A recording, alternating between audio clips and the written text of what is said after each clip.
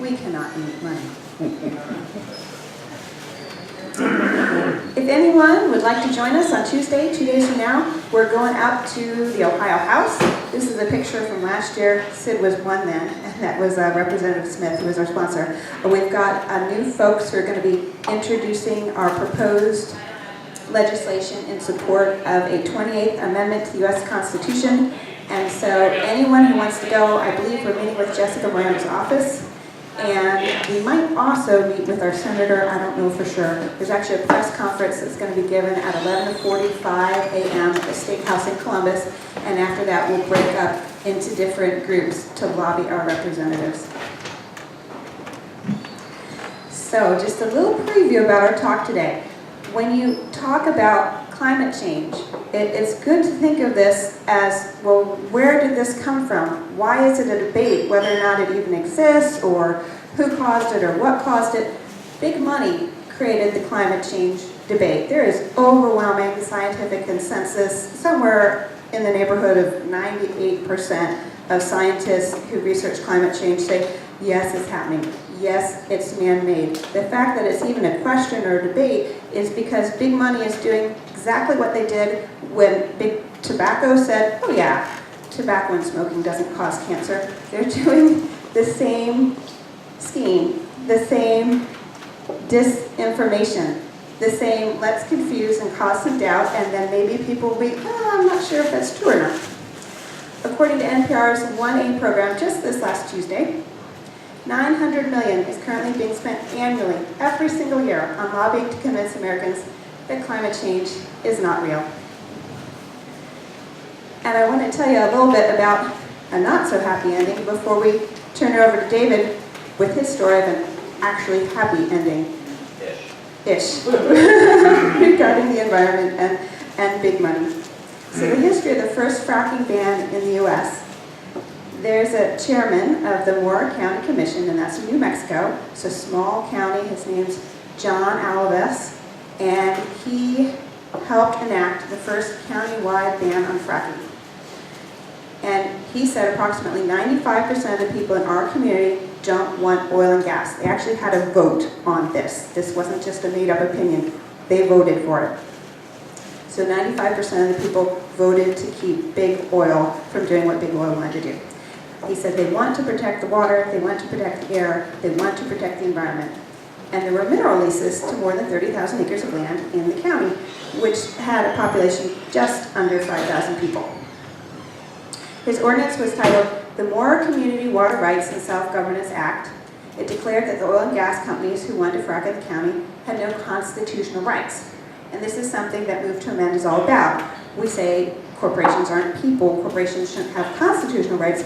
Of course they need rights, statutory rights, but they're not people, so their rights should be different.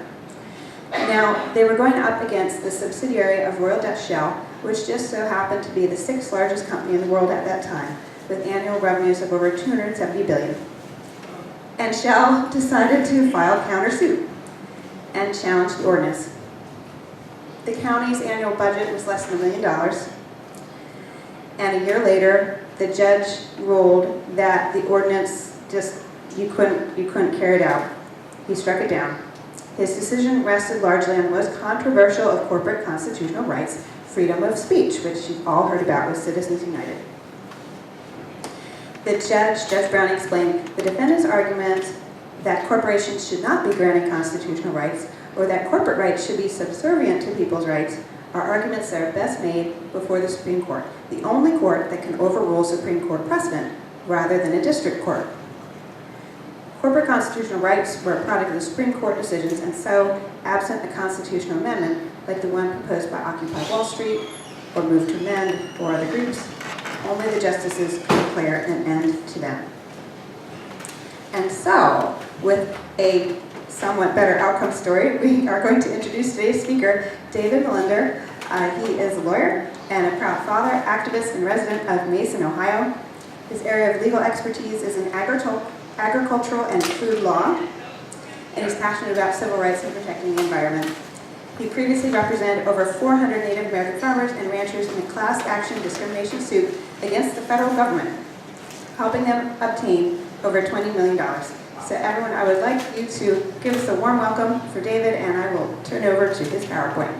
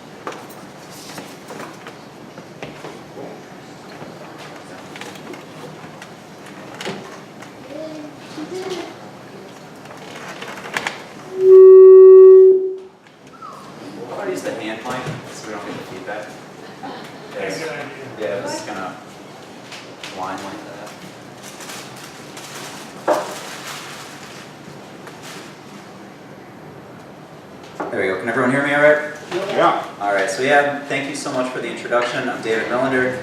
I was asked to give this presentation about the environment and some work that I've been doing for the last few years standing up to the big oil industries, which is actually big money. It's one of the manifestations of big money. So here we go. Start off with a little bit about me. I'm a father, I'm an attorney, I'm an activist. I've spent my career as an attorney working with nonprofits, individuals, businesses, and civil courts, and doing some criminal cases as well in state and federal courts, mostly out west and a little bit in Iowa and Arkansas. Keeps Eagle versus Vilsack class action discrimination case. It's probably one of the largest cases I've worked on. We sued the USDA for discrimination against Native American farmers and ranchers in the farm loan programs. I represented over 400 Native American farmers and ranchers, got them an aggregate award in excess of $20 million tax-free, and got all of their outstanding debt that they owed to the USDA forgiven. Also, after that, went and worked on the national mortgage settlement. That had mixed results, in my opinion. I think that we did get some much-needed reforms done with the banks, but a lot more could have and should have been done. That's politics and big money at play there. Since then, I've done a lot of work with businesses and nonprofit startups and helping advising them with their ongoing operations. Got my bachelor's degree at Purdue University. I was the top graduate in the College of Liberal Arts. Went from there to get my law degree at the University of Iowa, and after that I got my master's of law in food and agricultural law from the University of Arkansas. I'm an avid runner, I'm a gardener, I'm an outdoor enthusiast, and as that picture shows, I like to bring all these things together as an avid burrito connoisseur. So this is Colorado. When you think of Colorado, I'm sure this is what a lot of you think of. You think of beautiful mountains, pristine lakes, wildlife, people doing dumb things like dangling their feet over 2,000-foot drops like me. And you think of skiing, maybe you think of weed. What you don't think of is oil and gas. What a lot of people don't know is that Colorado is actually the #4 highest producing state for oil and gas in the United States. Most of the Front Range of Colorado sits on the Denver-Julesburg Basin. It's a rich oil and gas field that stretches from Denver up to the north towards Cheyenne, Wyoming, and out east towards Nebraska. And it's got a number of formations in the rock underground there that are rich in oil and especially rich in natural gas products. So that's a little background about the area. This is a view from up on the Flatirons in Boulder. It's these neat rock formations that sit over the city of Boulder and look out. The city that I lived out there, and the city that I really worked with to fight against the oil and gas industry, was a little town called Broomfield. You can see it in this picture. It's just behind the lake on the left. So it's out on the plains, nestled right in front of the mountains. Denver is off just out of the picture on the right, and then the state of Wyoming is just out of the picture to the left. So the explosion of fracking in Colorado. This is a picture, an aerial view of that same shot that you just looked at in that last picture. So Broomfield, you can see, is this little dot right here. There's the lake that you saw. All of these dots up here, those are oil and gas wells. The blue wells are legacy vertical wells. That's the old rocking horses that you see. Machines that do that and pump out a couple barrels of oil a day. All of the red wells, those are approved and producing horizontal fracking wells. These are the new wells that Deb talked about. And the orange dots are permitted wells that have yet to be drilled. And the few purple dots that you see there, those are vertical injection wells. That's where they dump all of the hazardous waste. Those are the ones that cause the earthquakes, by injecting all the stuff underground to dispose of it. So, north of Broomfield is Weld County and Larimer County. Weld County is one of the most oil and gas friendly jurisdictions in the nation. You see a revolving door there with a lot of their local politicians in the oil and gas industry, and they openly advertise that they are open for business and they are open for oil and gas business. Well, the area's become super saturated with oil and gas wells. They're actually getting to the point where producers are drilling so many wells and they're fracking them, it's causing backup in other producers' wells. So they're crossing their lines underground. It's not as productive as it should be. Also, when you have that much fracking going on in one area, it reduces the amount of flow back that you can get. Again, not good for business. So there's lots of mineral resources further south. Problem with moving further south to places like Boulder and Broomfield is a lot of people live there. Now you're getting into the heavily populated suburbs of Denver. That's where I lived. One of the reasons why people move to these suburbs is because they're master planned communities where they integrated trails, open space, lots of parks, lots of actual wildlife refuges built into the communities. Large swaths of land set aside for endangered species like burrowing owls and other species like prairie dogs, hawks, some limited marshland there too. So that's the explosion of fracking in Colorado. The Weld County has in excess of 24,000 oil and gas wells. The state of Colorado is projected to have over 200,000 oil and gas wells by 2020. Weld County at build-out will have over 60,000 oil and gas wells. And there are another 60,000 pending permit right now in Colorado. So Ohio actually faces a similar problem. Out in the far eastern part of the state of Ohio, you've got your own shale formations that they're fracking to extract oil and gas. Some of the most recent data I could find from Ohio DNR, this 2017 fourth quarterly report shows that there's almost 1,900 horizontal shale wells, fracked wells. So for some reason, they're producing oil and gas because some of these that get closer to Columbus are higher concentrations of natural gas. Some of the ones that are closer to Pennsylvania actually produce a little bit more oil. It's different products that come up depending on the different formations you drill down into. Average production for one of these wells is 2,200 barrels of oil, or 269 million cubic feet of gas. It's a lot of gas, a lot of oil. The gas that's produced in Ohio is different than the gas that's produced in Colorado too. There's a very high ethene content in the gas of Ohio. You might have read some articles recently that they want to build an ethene cracker plant. What that does is it refines that ethene gas into plastics, most notably single-use plastics. So you can see a problem developing here. So that was the explosion of fracking. Here's some explosions caused by fracking.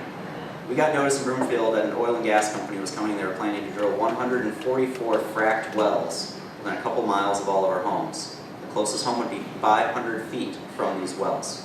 The closest school would be 500 feet from these wells. The closest playground would be 250 feet from these wells. Now, oil and gas poses an existential crisis. It's not just because it contributes to climate change. That's killing you in the long term. It can kill you today, as these people learned. On April 17, 2017, there was an explosion in Firestone, Colorado, caused by some oil and gas gathering lines built by Anadarko Petroleum, who right now is courting a number of large multinational bidders to buy them out. When they built these homes, those oil and gas gathering lines were not mapped. They didn't notify the home constructors that they were there.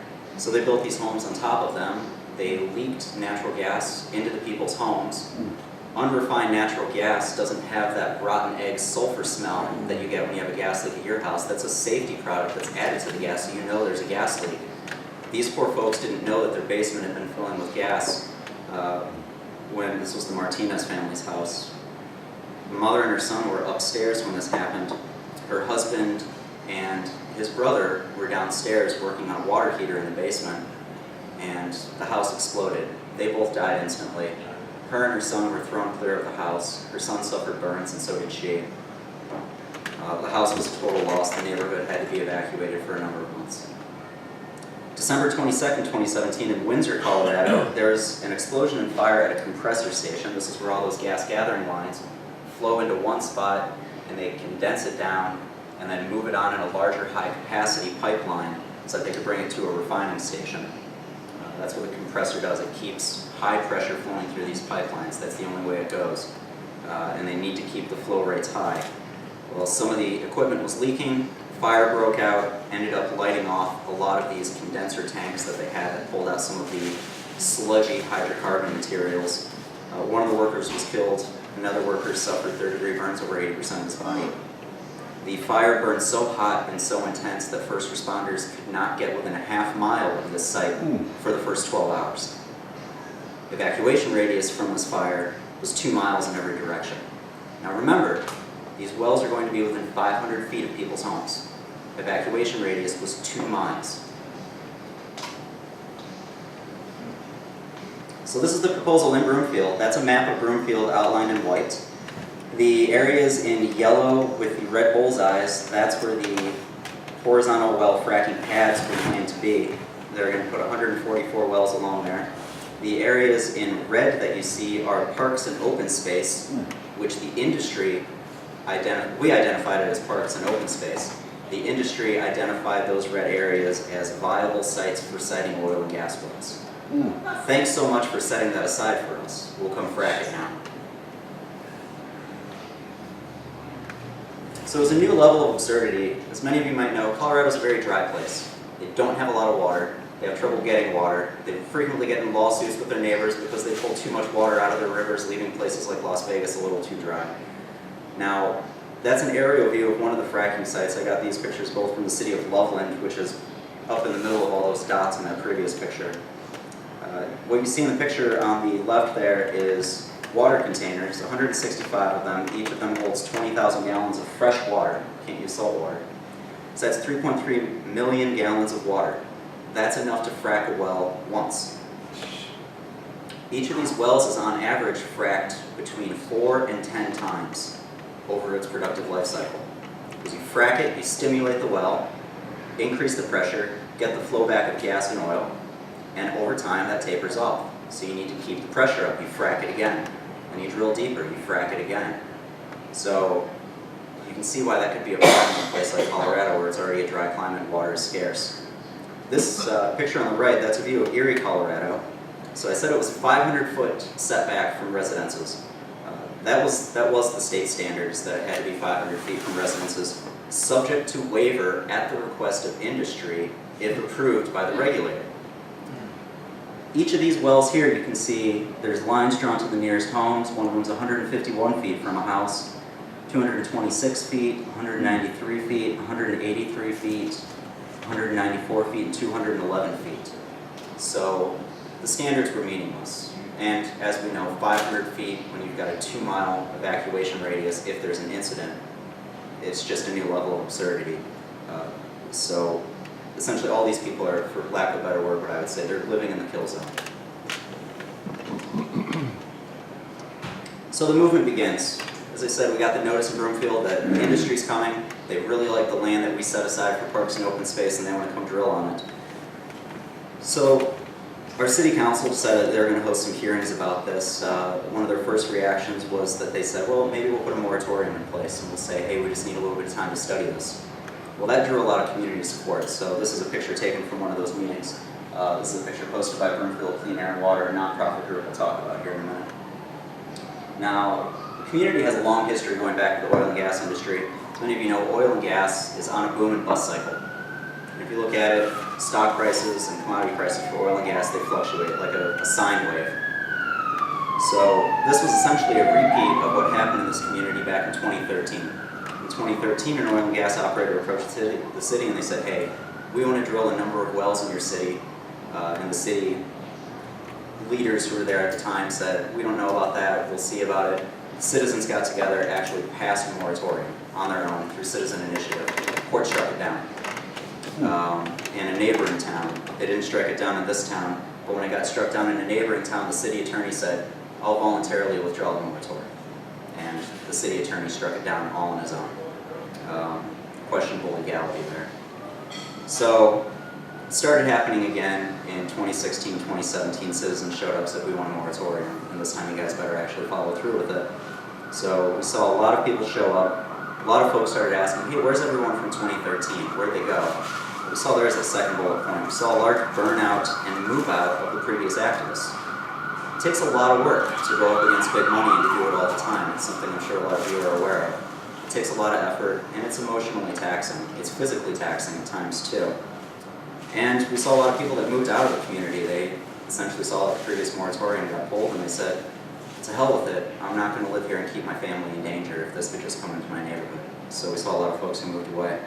Pardon me, David, were Yeah. prices dropping on homes while all this was pending? Yeah, prices, we did see a big decline in the price of homes, especially, it was interesting because they chose to site the new wells near some of the most affluent neighborhoods. I think that's part of why we saw a larger turnout than in previous years.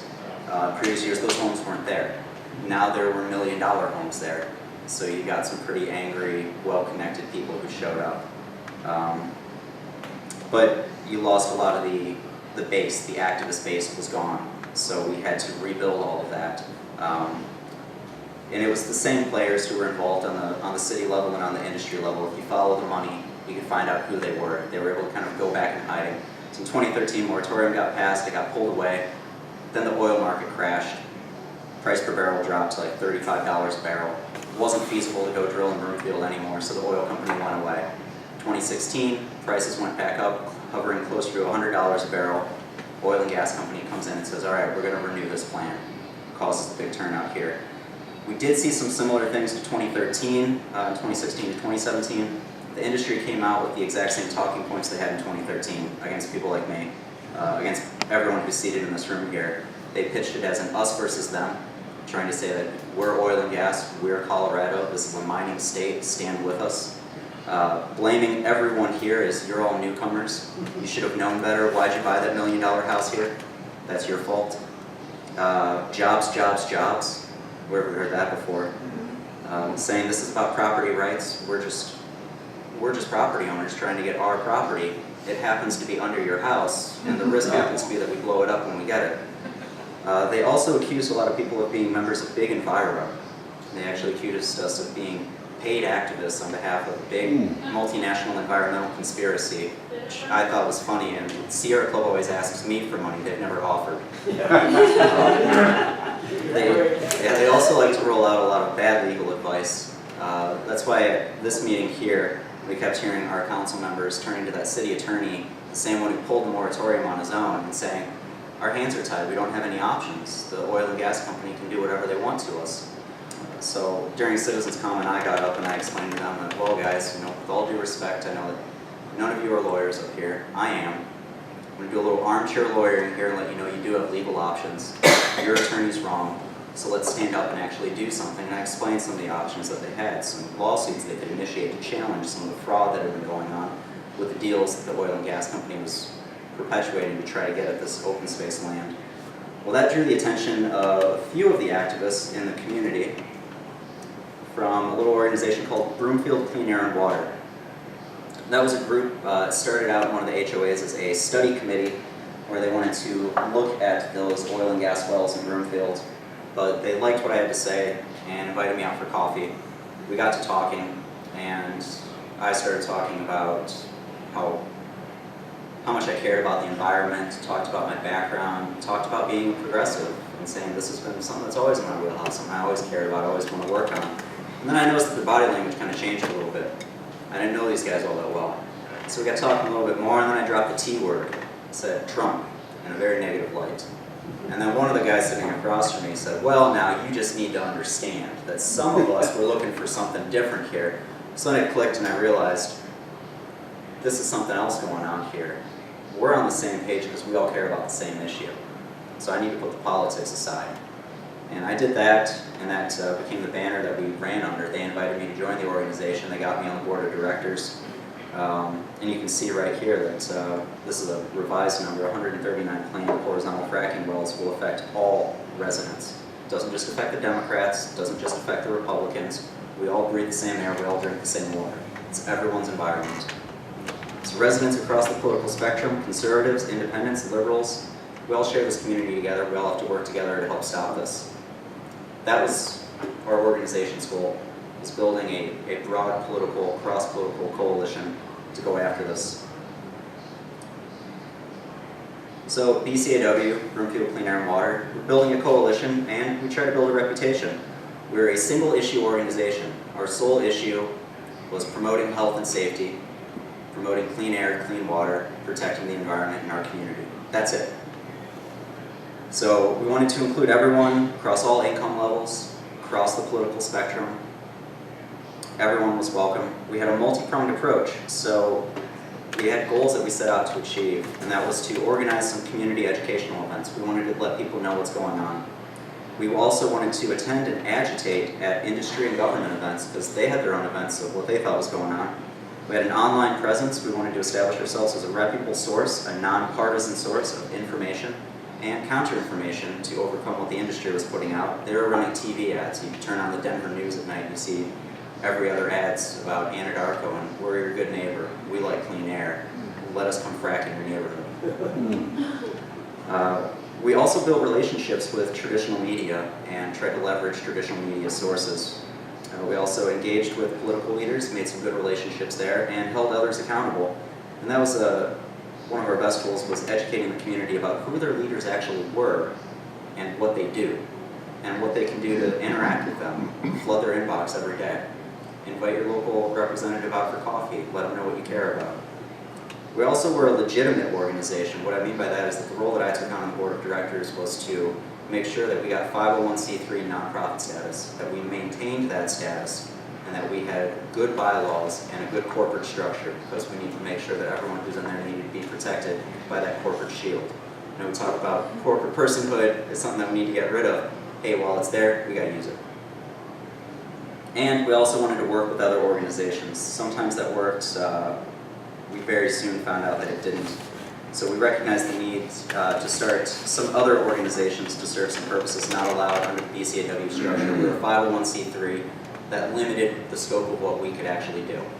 So we looked at the oil and gas industry and saw, well, what do? Well, they actually have their own 501c3 educational group. They have a 501c4 that does advocacy, and they've got some super PACs. They've got everything under the sun. They're big money. They can do whatever they want. Well, we can go do some of those things too. So we tried to engage some of the other local political parties to try to fight this on political grounds. That didn't work. We saw just a lack of will or a lack of courage by some of the people that were there. And we figured that elections matter, so we needed to focus on candidates, focus on our leaders. So a group of us went and started a PAC. The PAC was called the Broomfield Way. We call it the Broomfield Way because every time people who were in favor of the project would kind of denounce those who were speaking against it, they would say, well, you're new here, you just don't understand, it's the Broomfield Way. So we said, thanks, that's a really good line. We'll name our organization that and attack you. So that's what we let them know, is that if the politicians weren't with us, they were against us, and they were treated accordingly. And again, that was cross-partisan. We didn't follow a political affiliation. So tactics and strategies, these are things that appeal to everyone in our organization who breathes clean air, wanted clean water, is we taught them that you got to know your enemy and you got to know your enemy's tactics. And you have to use your enemy's tactics. What we saw coming into the city every day was open records requests that were getting filed against them, records requests getting filed with the federal government about our organization, where they weren't actually going to get anything, but the records request itself was weaponized in such a way. So an example of this is there was a guy out in Boulder, Colorado, a bit more extreme, and he said some colorful things about, hey, we need to maybe go, and if their oil and gas industry is hurting us, maybe we need to hurt some of these oil and gas guys. So the oil and gas industry said, hey, this guy's advocating violence, this isn't good. So what we saw after that was a lot of open records requests getting filed by the oil and gas industry against friendly political leaders or friendly organizations like ours saying, we want to see all the emails between you and this guy who's advocating violence. We want to see all the text messages between you and this guy who's advocating violence. And they would issue a big press release saying, we're on the hunt to root out the relationship between these anti-oil people and this guy advocating violence, to try to paint it all in a negative light. We thought, hey, we could do that too. So we filed similar open records requests, not quite to that level, but it's just it's the old Fox News thing. It's the statement in the form of a question. So we learned how to do that, and we did that a lot. We also worked on action items. A lot of people wanted to know, what can we do? How can we help? When someone comes to your organization, give them something to do. Arm them with information, arm them with a task, and point them in the right direction. Follow up with them. That was something that we like to do, is we like to say, hey, here's your elected official, follow up with them. Send them emails. Here's some talking points. You want to come to our next meeting? We've got a meeting with the city council then. We can write you something that you can get up there and read if you're not comfortable coming up with something on your own. We also had an open door policy. We welcome new ideas and new information all the time. We welcome new faces whenever they want to come. I know a lot of organizations are closed, they're skeptical of others, skeptical of outsiders. We didn't have anything to lose. And what we found was we actually got some really good things from the community through this. We built trust and confidence in the community because we followed up with them. And we worked on instilling a healthy dose of fear in some of those elected leaders and their opponents. I'll explain a little bit more of that. One of the most important things that we learned is the art, the finesse involved with the press release. Anyone thinks they can just write something up. It takes a little bit more skill and knowledge, and we actually were lucky we were able to work with some people and learn about that and build those relationships one-on-one with the press. We weren't just blasting things out there, but instead we knew we had an audience when we had something to offer them. This is a copy of a press release from last November on the Broomfield Clean Air and Water's Facebook page. We frequently attract trolls. You guys know what trolls are, right? Pretty negative people. Well, some of these trolls are sophisticated and they use a pseudonym. Some of them actually use their real name. A lot of them were connected to the oil and gas industry and they just didn't like the anti-oil and gas messages that we were putting out there. Some of them use some very colorful language, and some of them threatened some pretty bad things against people in our community. So we wrote a press release about it.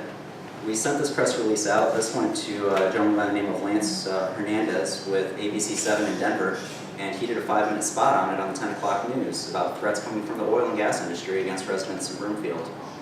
One of these guys lost his job over this. So we taught people that words have consequences. We earned bipartisan respect by rising above and calling out others. So there's a text message conversation that we got through one of our records requests. We wanted public records. It was a request. We didn't think we'd get anything back, but we sent in a records request about how the city council is stifling public comment on oil and gas. It's the statement in the form of a question. We didn't think we'd find something. What we got was a text message exchange between a councilwoman and the mayor, Randy. Can you make a new rule that if people talked early in the meeting, then they have to wait until the end of the comment period on the task force to talk after everyone has talked? My hope is the time will run out. They won't be allowed to talk. So that looks pretty bad for her. We also were sent, unsolicited, we were sent an email from one of the residents in town who had been emailing a council member. We said, hey, email your council members. They've been emailing council pretty regularly. One of the council members fired back, and he said, a few words I have for you are more generous and balanced than the crap that's come out of your mouth towards us. You're a monster, and you've only been here 5 years. This got written up in another press release. That got carried by the CBS affiliate in Denver. He declined to comment on the 5 o'clock news on that story. So we learned to be original, to be creative. One of the things that I learned with this is have fun, make fun, and hold nothing but the mission as sacred. So I remember reading a while ago that one of the #1 things that women in America are afraid of is physical violence. One of the #1 things that white men in America are made afraid of is humiliation. So I thought, hey, we can use that. Not the physical violence piece, the humiliation piece. Let's use that and go after some of these guys. So we started running ads, putting things out online about the mayor. That's the mayor of Broomfield, Randy Ahrens. Photoshop's easy to use. It's kind of fun. You can put anyone anywhere doing anything. That's actually a picture of him in that tank top. I didn't even Photoshop that. I just Photoshopped the background. But we started putting these things out there along with some text about how they support the industry and this and that. It ended up working. Randy approached us and said, hey, you guys need to lay off. Let me see if I can work with you on some things. And he started feeding us information. He started giving us other targets to go after and letting us know about some other illegal things that were happening in the town that we could do something about to go after the oil and gas industry. And we stopped applying pressure to Randy. Humiliation worked. And we had fun doing it. Putting the stuff out there was kind of fun and it was kind of funny. We also built community trust. That meant that we had spies and allies everywhere. So we had a lot of people who came to us who trusted us. They're at some of these city council meetings. Do you guys know what shoulder surfing is? So shoulder surfing, that's when you're sitting somewhere and someone else has a screen up. You see it a lot on airplanes, and you kind of, what are they looking at? Oh, watching the YouTube video, okay.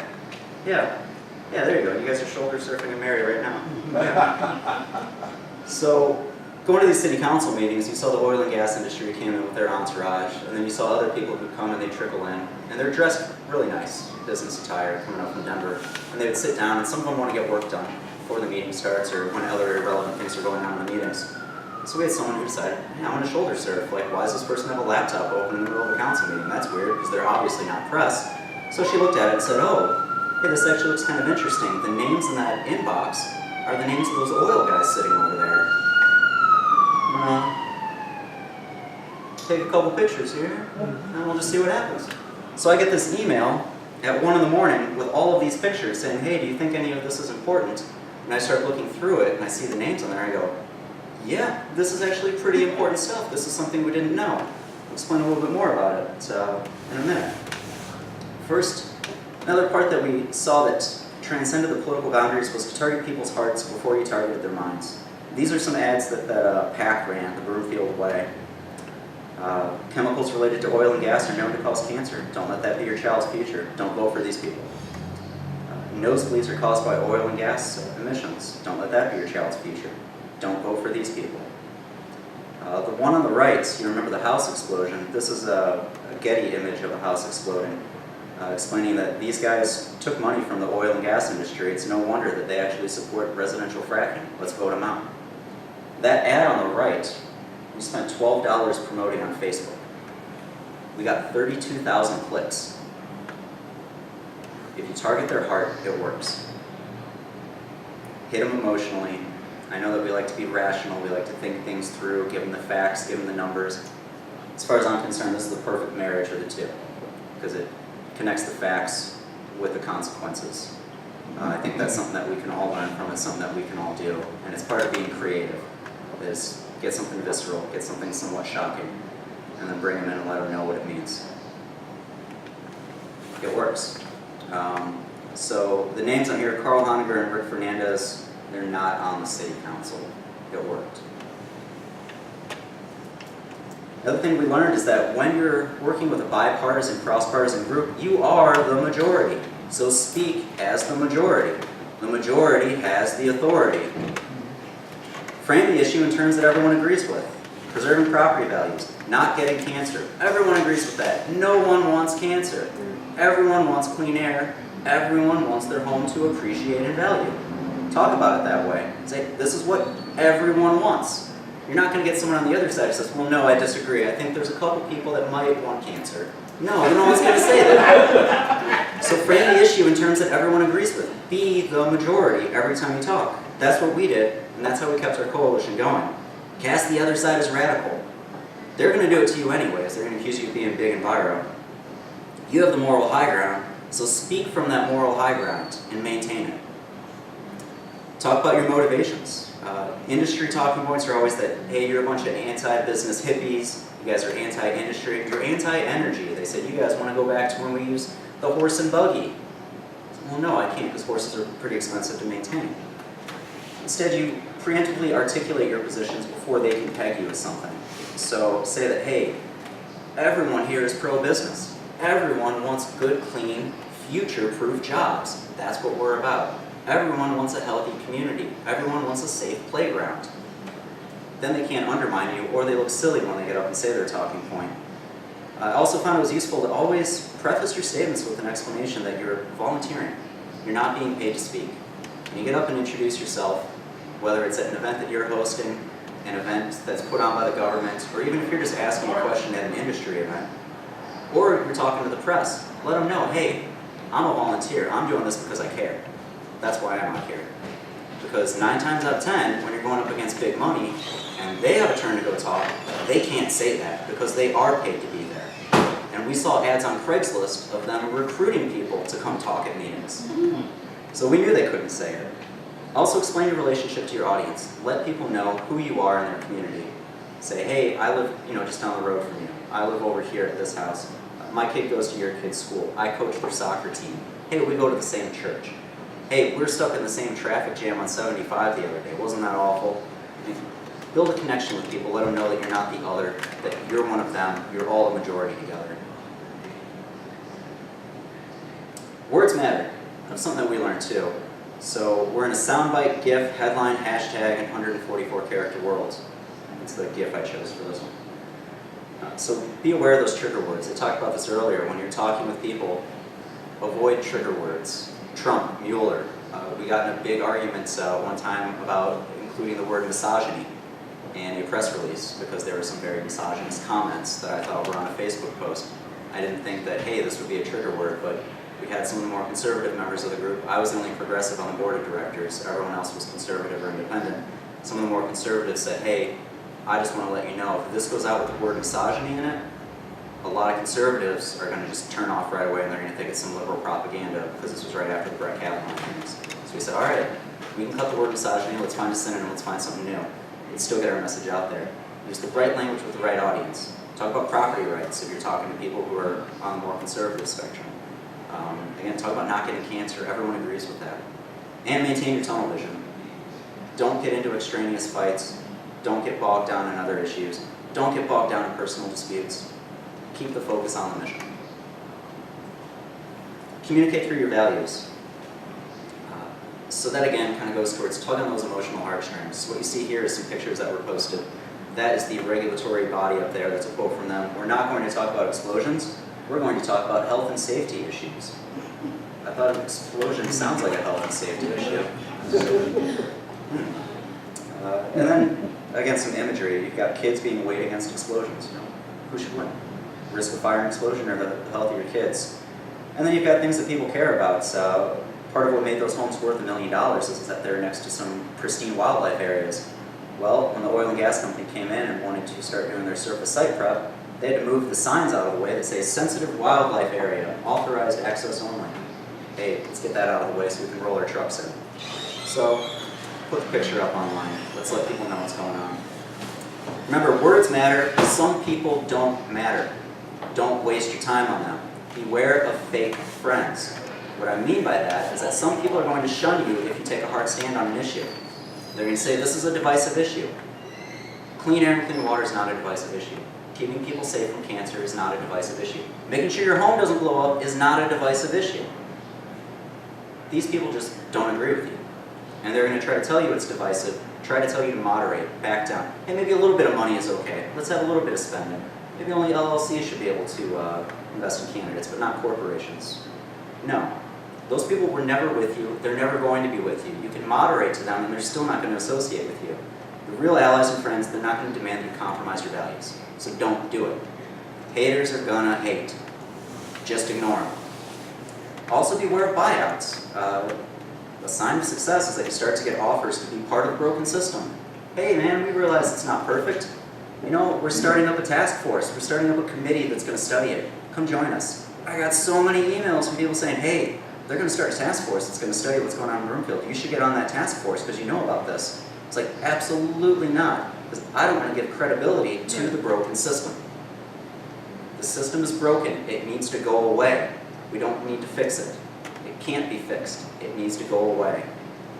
You also get strange vibes. You get offers to meet with people. Like, hey, I remember there was one lady where she said, there's this one council person that we went after, and she's like, you know, I don't know if I'm comfortable doing this, because she said she won't come to my bridge club anymore if I keep affiliating with your group. I thought, man, that's a weird buyout. Like, I'm going to play bridge with you as long as you let me expose your family to dangerous chemicals? I don't know.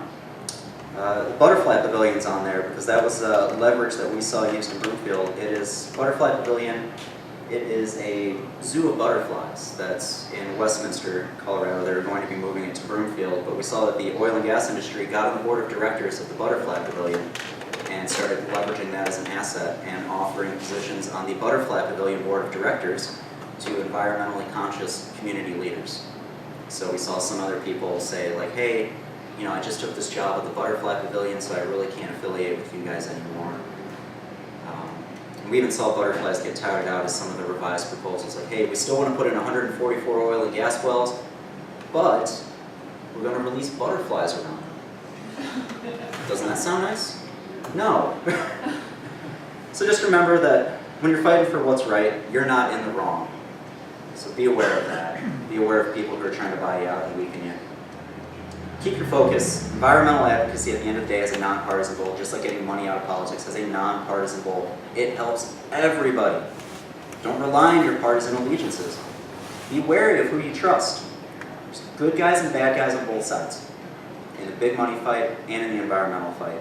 And your partisan identity doesn't indicate reliability on environmental matters. Always follow the money. Actions speak louder than words. Remember that shoulder surfer I told you about? So this is one of the other pictures that we saw there. It's a little hard to read from there, but the name that you see circling in red, it says Representative Gray. Representative Matt Gray was a Democrat who represented Broomfield. He showed up at all of the environmental events. He got up and talked about, well, geez guys, we're doing all we can down in Denver. It's just really hard. But I'm on your side 100% of the way. Well, guess who Matt Gray was actually in cahoots with? Oil and gas industry. When it came time to vote, he didn't stand up and do it. He didn't author legislation. He didn't introduce legislation. But boy, he kept good company with a lot of people and talked the talk. The guy didn't walk the walk. And we got the emails to prove that he's on the list of connected people working with industry directly to try to slide this project into his community. It was disgusting. And it actually turned off a lot of people who wanted to follow those partisan allegiances. We had to let them know, hey guys, wake up. This isn't your guy. So be ready to review, adapt, redeploy. Always act when an opportunity presents itself. It's that council member who kept emailing that one lady. That's a quote that he put out there. This was a quote that the CBS News story led. Have you started making plans to leave? I mean, this town is totally going to be destroyed and people are going to die. He was clearly making fun of someone who had real concerns. It made him look pretty bad. It made the city look pretty bad too. Always review your past actions. Be honest about your successes. Be honest about your failures. We had some flops. We had some things that didn't work. I remember there was one council meeting where we said, hey, we're going to show up with a ton of people there. It's going to be 1,000 people at the council meeting, and we're all going to wear black. So then when they look out, they just see this blackout crowd. Well, I never realized that there are so many shades of black. And then when it's kind of a rainy night, people are going to put their coat on over it anyways. So you're just going to get like a rainbow color with a bit of speckle mixed in. Didn't work. And then you had some people who were like, no, this sounds like a weird thing that you're going, I'm not going to wear black. I'm going to wear bright orange despite you. Didn't work. Learn from that. Move on. Keep the focus on your mission. Don't dwell on the past, though. And always redeploy your resources into relationships in new ways. Find what jobs people are comfortable doing. Find out when they're willing to do a new job. Give them a new job whenever they're ready or able to, and offer to train them. And then, looking ahead, the death knell of any organization's effectiveness is the line. Well, that's the way we've always done things. You've probably heard this in other groups. When you hear that, slap that person. No, don't slap them. Yeah, don't slap them, but definitely pause and think, why are we doing this the same way? And let them know that we need to be innovative, we need to be creative, we need to be having fun while we're doing this, and we can do all those things and be successful. For Broomfield Clean Air and Water, it's going to continue its mission to educate the community, equip the residents in the community with knowledge to fight. The oil and gas project got pared down from 144 wells into the 80s. That's still 80-something wells too many. Construction is ongoing right now. A number of lawsuits have been filed.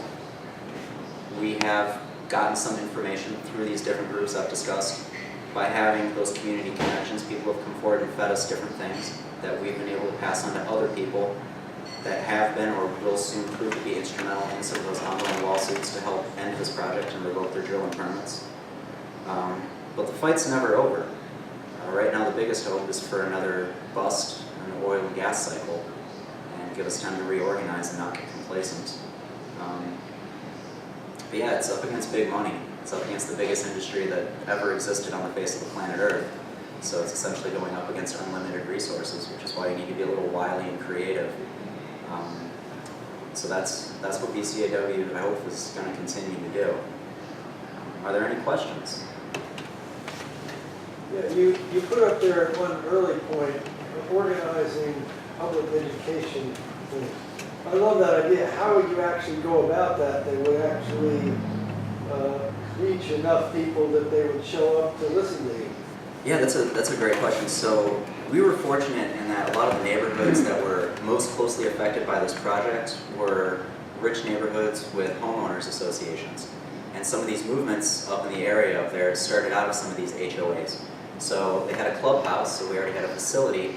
We had a way to reach all these people through the HOA's newsletters, through their mailbox message boards. So we just went to the HOAs and said, hey, you know, one of our residents, one of your residents is a member of our group, so they have a right to use the clubhouse. This Sunday afternoon, we're going to put on a town hall and discuss oil and gas in the community.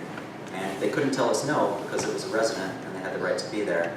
So we found it was most effective to go where the people were.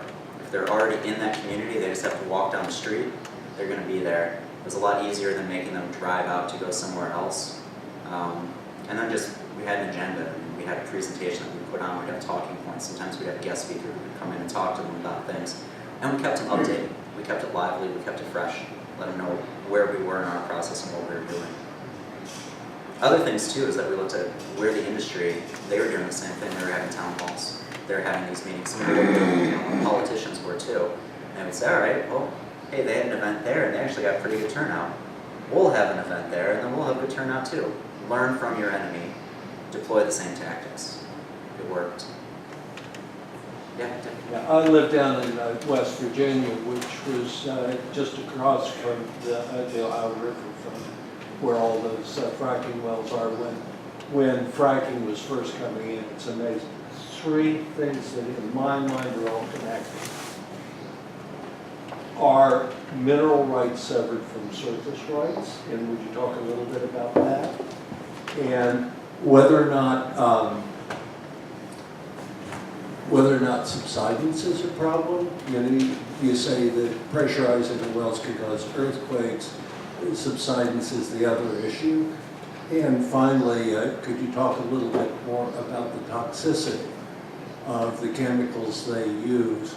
My understanding, and this is now back 10, 20 years ago, was that even the EPA, even the federal government could not get what chemicals were being used because that was whatever you call it, what do you call it? Proprietary information. Yeah, three really good points. So the first one, the severance of mineral rights from surface estates. That's something that you see in mining, historically mining heavy states. Colorado has that, so you can buy your house, you don't own what's under your house, you just own the surface. Anything that's deeper than the surface belongs to someone else. And they can even divide that up by formation sometimes. You know, you can lease the Niobrara formation, but not the Codell. Those are the different formations of gas out there. So that was a big problem that we saw out there, was that severance of rights. It was just kind of a given. You buy your house, you don't get the mineral rights. There were a couple of neighborhoods in Broomfield where they actually did own their mineral rights, and they got it from the master property developer when they bought their house. It was an option they could check off, pay a little more, all right, we got our mineral rights. That's proving to be a big sticking point for the oil and gas industry, because these guys don't want to sign leases. They're saying, well, that's my property, why am I going to let you pump it out of the ground? I don't care if you're paying me a royalty. The big problem in Colorado is that they've got forced pooling laws. So when an oil and gas company wants to come in, they draw a big rectangle on the ground, on the map, and they say, this is our pool. And they go to the administrative agency, the COGCC, and they say, we've signed X number of leases within the pool, we're best equipped to extract the minerals, therefore we're allowed to drill, and the COGCC grants approval. That X number that they needed to get at, in some states it's 50%, some states it's 40%. In Colorado it was 1%. And there were a number of circumstances in Colorado where after the fact they found out, oh, they didn't even have 1%. They actually didn't have any leases in the area, but they still drilled and were pumping it out. So it's a big mess out there. One of the victories from the efforts of BCAW and a lot of other organizations, 350.org, there are some sister organizations we worked with, Erie Thriving, Residents' Rights, 301 Commission. They put a lot of pressure on the state, and they just passed Bill 181 in Colorado. Bill 181 is going to do is it's actually going to up the ante for the amount of mineral leases that they have to have in order to force pool everyone else in order to have the right to drill in that pooling area. So we'll see if that's effective. It's already planning to be challenged by industry in the courts as an unconstitutional taking of the property. through legislative action. We'll see, and we'll see how well the governor enforces it as well. But yeah, the separation of surface rights and mineral rights is one of the biggest problems. That's what allowed them to shoehorn these oil and gas wells into these residential areas. Because if you could only drill vertically, you're not going to drill in the park. It's the fact that they can drill vertically and then go a mile and a half out under everyone's home. That's why they're doing this stuff, and that's why they're going under your school, under your house, under the drinking water reservoir in the town. So that was a problem. Now, as far as subsidence goes, the injection wells were what cause earthquakes. Weld County had some significant earthquakes, registering at 4.0. Up in the mountains, they saw earthquakes too in Garfield County. It's nothing compared to the earthquakes they saw in, I think it was Garfield County back in the 1960s and 70s when they were doing Project Rollison. That's one of the first times they tried fracking, and that was before they had high pressure pumps to do it. So can you guess what they put down the borehole? An atom bomb. No way. Yes. They drilled wells outside of Rifle, Colorado, and they put atom bombs down the borehole, capped it, detonated them, and then said, now we'll catch the flowback gas because it broke all the shale. Well, they caught the flowback gas and they realized, oh man, it's highly radioactive. How'd that happen? Oh my God. Yeah. But yeah, that was some of the first experiments by the Department of Energy and Fracking in Colorado. So the earthquakes we're seeing now, I guess it's not as bad as that, but that's just something to remember. Like, this is the industry's track record. It's, hey, let's try this. We think it'll be safe. They did the same thing in northern New Mexico. We didn't see a lot of soil subsidence from fracking itself, like soil moving and causing structural damage. I think it's just the composition of the soil in Colorado. We saw a lot of problems from old coal mines that were underground. I know the town of Lafayette and Louisville, which were just north and west of Broomfield. We were looking at buying a house out there. I was talking to a guy who told me that he went to shore up a foundation at a home in Lafayette. He was driving big steel piers into the earth. And he was driving them down, and all of a sudden, it disappeared. And so he went and gave the lady a refund and said, I can't fix your foundation. You're on top of a mine shaft. Good luck. So the area has a history of mining. It's got other issues going on with that. And your last question had to do with the toxicity. Before you go on, Yeah. so when you extract oil, you're creating a void. How is that different than the coal mine? So you're creating a void when you extract the gas, but everything that they're pumping into the ground, it's filling it with fracking fluid and with a lot of water. So that 3-something million gallons of water, they're going to pump 3 million gallons of water down there. 3 million gallons isn't coming out along with the oil and gas. Quite a bit is. You might get 1.5, maybe 2 million gallons coming out, but that water is going to displace where the gas was, and that's what's forcing the gas out. So we didn't see a lot of filling in from that, at least not right now. Also, a lot of these wells, the borehole depth is more than 2,000 feet deep, so it takes quite a while for that compaction to reach the surface and have an effect. Now, your last point about toxicity. There is a website, frackfocus.org. That's a website where you can go to find out about the slurry of chemicals that they use to inject into the earth. Colorado was unique. Colorado was a little avant-garde in that they required disclosure of the fracking slurry that was in there. You didn't see that in some other states. Other states could keep it proprietary. Colorado required the operators to actually disclose. However, it wasn't too much of a regulatory mechanism to make sure that that was what they were actually using, what they said. Toxicity, we did see a lot of toxicity studies about some of the chemicals that they used. Most notably their biocides. There's a lot of bacteria, fungal spores, other things, protozoa that live down in these depths deep in the earth. And a lot of it comes up with the oil and gas, so they actually use a lot of biocides to kill that stuff off. So it doesn't contaminate the lines and cause big, if you can imagine a bunch of biological film lining your oil and gas lines, it's not going to be good.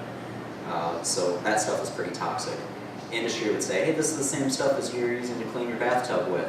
I'm like, yeah, but the stuff that's under my sink or that I keep locked up away from my toddler, that's at a 1% concentration. Yours is at 20. And I'm not spraying it out in a wildlife area. The other thing you'd see is a lot of surfactants that they would use. Those had toxic risks. The most toxic thing related to it, though, wasn't the actual fracking fluid. It wasn't the slurry they were injecting down. chain. You'll hear industry always talk about this. That's why you see them say, like, hey, I'll drink a glass of fracking fluid. John Hickenlooper drank a glass of fracking fluid because he was pro oil and gas and wanted to prove how safe it was. So he took a little sip of it at a press conference back in 2014. Remember that if he comes to Cincinnati on his presidential tour. Ask him if he'll drink flowback fluid. Flowback is when the water comes back up and it's got all that nasty oil and gas hydrocarbons with it. So what you get in there is BTEX compounds, benzene, toluene, ethylene, xylene. All of those are known carcinogens, and there is no safe dose of any of those chemicals. What we saw in towns like Erie, Colorado, is there was one mother. She thought something was going on with her toddler, thought he was acting a little strange, was getting nosebleeds, playing outside. They lived within 500 feet of some of these oil and gas wells. Went and got his blood tested. He tested in the 90th percentile for benzene in his blood. No safe exposure. She sold her home, she moved up to the mountains, she moved up away from where they're doing fracking. Within a couple of months, got his blood retested. He's back down to baseline, where a toddler should be. We just hope there's no residual toxic effects. But yeah, it's the flowback fluid. That's the nasty stuff. That's what's going to get you. It's not the fracking fluid itself. And the industry doesn't even know what's always in the flowback fluid. But it's bad. And you also get a lot of air contamination from it. Big problem we sell is flaring. So you have to maintain a level of pressure in these pipelines that are gathering it from all of these oil and gas wells going everywhere. When those pipelines are overpressurized because you've got a lot of flowback coming from a lot of wells, well, your well's still producing, you need to do something with that gas or it's going to explode. So they flare. That means they put it up the pipe stack, light it on fire, and they just burn off raw natural gas right there, raw crude oil, right there in your community, not subject to emissions regulations by the EPA or the state of Colorado. What we'd see during flaring events is you would see unsafe carbon monoxide levels in the neighborhood outdoors. It's unsafe to be outdoors within a half mile of one of these wells and breathe the air because you could get carbon monoxide poisoning. We'd also see hydrogen sulfide coming out of these wells. Hydrogen sulfide, toxic gas. That gets in your lungs, it eats away the mucous membranes and can kill you. Industry doesn't want hydrogen sulfide coming through their pipelines because it's highly corrosive, so they vent it into your neighborhood where your home is 500 feet away from it. It's also a horrible source of methane leaks. Whenever you hear the oil and gas industry say, hey, but gas is that bridge fuel to the future, it's cleaner than coal. No, fracked gas is not, because everything leaks. That borehole leaks, the pipelines leak, you're flaring, the compressor station leaks, the slug catcher where you get these pseudo-solids that come up that are called slugs. The slug catchers leak, the way that they dispose of the slugs by just burning them, that's a source of emissions. You put all these things together, especially the methane leaks, oil and gas that's fracked is dirtier than coal. Those were the emissions and the toxic things that we were seeing. You make me thankful that I'm an old man. My grandchildren are. Naomi has a question. So, on sort of like when you pull out the bigger picture, and this is obviously really local. So specifically with Colorado, the oil companies are taking data from fracking in Colorado, and then they take this data outside of the country, and then they use it to tell foreign governments, oh, by the way, fracking is safe. They've currently got the British government thinking that fracking is perfectly safe, and they're so confused because they've only got the one source of data, which is from the oil companies, from all this data in Colorado. So the British government thinks, oh, it's safe to frack, we can do it. The only problem is it's a freaking island.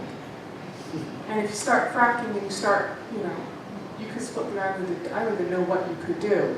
So they don't have other information. They don't have information to say this is dangerous. They don't have the information about the dangers, about the explosions, because obviously the only fracking info is what they're.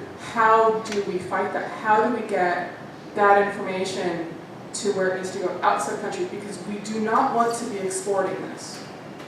That's like a stupid thing to do, is to go to other countries and allow this as well. That's actually, that last point that you made is an interesting point. We should not be exporting this. I'm sorry, this is a little off topic from your question. I'll get back to that.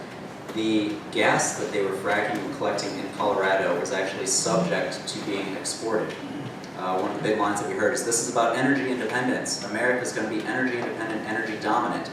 Well, the gas that was getting fracked in Broomfield, Colorado is more likely than not going to be shipped to China and burned there. So much for domestic energy production. I mean, it's not about energy independence, it's about going to the hottest market. So it is being exported. Now, as for the information gathering and collection, I think that's really where a lot of the citizens come into play, the residents. Having that network of activists and spies. When you see something, take a picture of it and tell someone. I sat in a meeting with the Labor Department in England, and so I sat in a meeting with Momentum in England, which is sort of a grassroots organization within the Labor Party, and they had like an information sheet on fracking, but nobody knew anything about fracking, so they only had basically one source. And they're like, yeah, it seems to be safer than a normal way to drill oil. And I just started laughing. And they're like, why are you laughing? I'm like, it's not safe. and they had sort of all sorts of statistics about how safe it was in Colorado. And I was like, Colorado's in the shit. What the hell is wrong with you? Yep. And I mean, thankfully I was there, but if I hadn't been there, they would have been confused. There would have been no one to say that otherwise, that no, you don't want this, you need to fight this. And that's really the concern, is if you're in a market, if you're in a country where this is a new thing and it's being pitched as this revolutionary clean way to extract energy, and you don't know any better because you've only got the one source of data, that is incredibly dangerous. Yeah, that was one of the biggest things that we learned, was to lean on the people who'd been through it before and to learn from them. So up in Weld County, there's a community called Triple Creek, and the same oil and gas operator that was coming into Broomfield had previously been working on a project up in Triple Creek with a high-density well pad.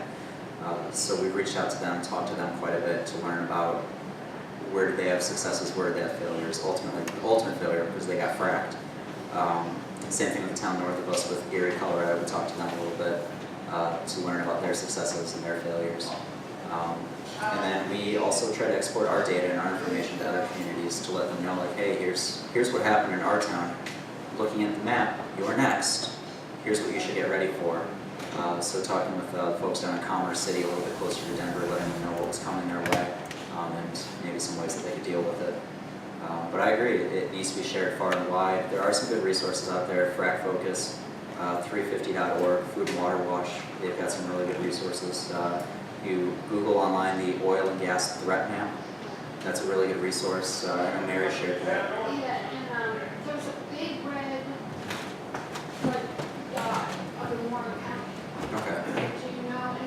Do you know anything about that? I don't know too much about that in Warren County. I know that there are some really old industrial injection wells in the area here from some legacy industrial waste. I don't know of any I think there's something going on. I think they're planning to put something in. Yeah, So, I'd be interested in checking. and also, do you know anything about, I know there was a big controversy about the radioactive waste that they were using to, Oh, the de-icing. de-ice, yeah. So Yeah. there was a whole thing, I mean, I don't know if you can speak to that. Yeah, I've been following that issue. That's actually, getting back to Dick's point, one of the major sources of contamination from this oil and gas is actually when you go that far down underground in the mineral basins, a lot of what you're pulling up is actually radioactive. Not just the stuff from the atomic fracking, even the regular fracking stuff is slightly radioactive. The drilling mud that comes up, a lot of that is spread across fields in Colorado, plowed into the fields to disperse it, which really makes you wonder about your Aurora dairy milk. But here in Ohio, there's a company that actually has been collecting the brine water that comes up, very salty, slightly radioactive wastewater that comes up from the oil and gas. It's separated off from the hydrocarbons, and then they sell that highly salty water at Home Depot so you can de-ice your sidewalk with radioactive wastewater. It's an issue that had been studied by not really studied, it's been approved by the ODNR, approved by the Ohio Environment Department, and then the state legislature started looking at it as a handout to industry, they were considering passing a law that would not allow you to study this product. So the best way to make sure to say something is safe is to not study it. So that was last I saw that they were working on, is a handout to industry. They created it, but then just coming back up. Okay, yeah, it's boom and bust. And they went after Lowe's. Yeah, Lowe's was selling it, not Home Depot, Lowe's, sorry. Yeah. All right. We've done it again. We have so many questions. I want to let Peter ask the last question and then hand it over to announcements from Richard Asmus and from the Brookfield campaign. Well, maybe we can get a handout or something, but it seemed to me the power of so much of your presentation depended upon a lot of very precise science. And I'm just wondering if your movement has some allies who are scientists, or you just found some of these sites you cited that you could get all this concrete data. Because in the present moment, I think facts do really matter tremendously. I also wondered, this is a broader question, if you ever looked at the Lewis Powell memorandum, which came right after Earth Day and was freaking out at all sorts of clean air, clean things, and really is a blueprint for countering all the positive things of the 60s and early 70s. No, I haven't. I'm not familiar with the Lewis Powell memorandum. I'll have to look into that. I could send you a copy. Yeah, please do. Well, because, I mean, in this book, that is one of the best things, I mean, corporations, We the Corporations, talks about it's impossible to underestimate the influence of this blueprint for countering all the positive anti-capitalist criticisms of the 1960s. Oh, there she's got it. We the Corporations, How American Businesses Won Their Civil Rights by Adam Walker. It just came out about February of last year. He's a professor in California. Amazing book. I'll add it to my reading list. As for the facts and information that we had, we did have some experts, some people who became experts, and we leaned on whatever sources that we could find, but it kind of came from here, there, everywhere. A lot of people doing a lot of late night online searches, couldn't sleep. Just getting it anywhere we could. Yeah. Richard, did you want to make your announcement, and then the Brookfield campaign? Yes, quick things. American Promise is launched, and we've completed the 4 trainings that are required as part of being a chapter for American Promise. So American Promise in Cincinnati is a real body, even though small still. Secondly is they are working, I don't know much about it yet, I'd love to learn from any of you about resolutions. They want Ohio to be one of the next states that would really go for the 28th Amendment, and they're beginning resolutions in different political entities presented by Fix It America. The resolution is from Fix It America, and I don't know much about it, but I'd love to learn more about it. Our next meeting is right here, Thursday night, this Thursday, May 2nd. Come at 6:30, and we'd love to have your participation. We're in complete partnership with Move to Amend. And then the last thing is we have completed our meeting with Chabot. Wenstrup meeting is this week, not with the rep himself, but with his staff. But with Chabot, it was really powerful in that they agreed to open up a file in Chabot's office in which the 28th Amendment American Promise would be established. We gave them some beginning information packets.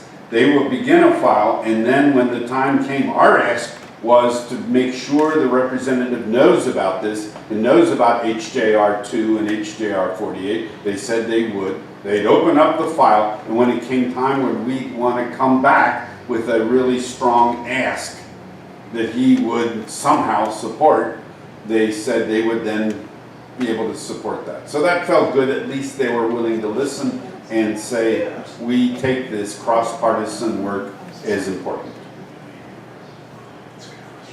Thank you, Richard. And I don't know if Crystal Dandridge wants to speak or her associate. Okay. What will you do it? I'll do it.